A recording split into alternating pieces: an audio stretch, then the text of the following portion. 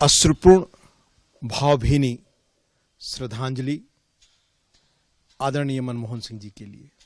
श्रेष्ठ इंसान, विद्वता, ज्ञान, श्रेष्ठ मर्यादित आचरण, दूरदृष्टि वाले राजनेता और अत्यंत श्रेष्ठ और मर्यादित सांसद के रूप में उनकी छवि हमेशा रही।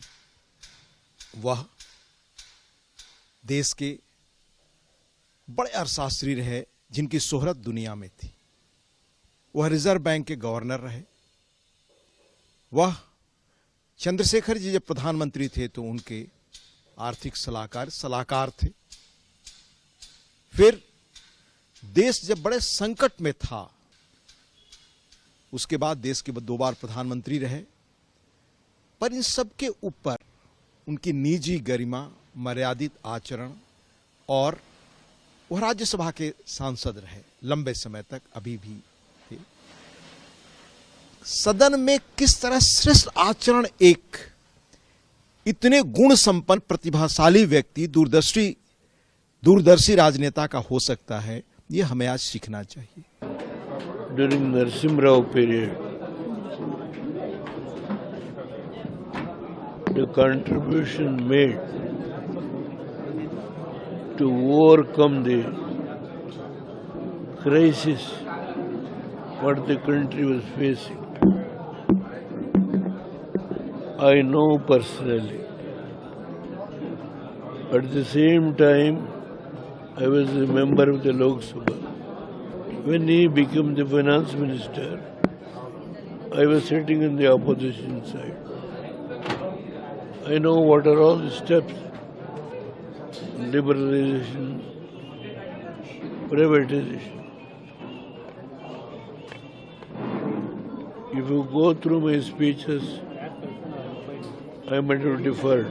That is a different matter. But the situation was so grave. At that time, 130 tons of gold was pledged to overcome the honor of the country. देश के लिए बहुत बड़ा क्षति हुआ है। डॉक्टर मनमोहन सिंह ईमानदार, निष्ठावान, इस तरह का नेता बिरले ही मिल सकता है जिस पर कोई आरोप नहीं लगा हो, कुछ नहीं लगा। मंत्रिमंडल में मैं उन्हीं के मंत्रिमंडल में मंत्री था, उनके नेतृत्व में, और उनका बहुत बड़ा सहयोग हमको मिला जब हम रेल मंत्री थे। उनका निधन का समाचार सुन करके गहरा आघात लगा है।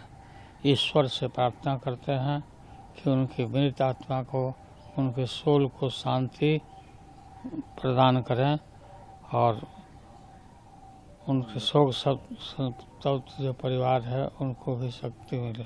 लालू जी, आप हमेशा उनके जन्मदिन पर या जब भी कुछ होता था तब फोन करते थे, हम लोग को याद है, और बहुत अच्छे ताल्लुकात आपके उनके साथ हैं। बहुत अच्छा ताल्लुकात, मेरी प्रशंसा बहुत करते थे।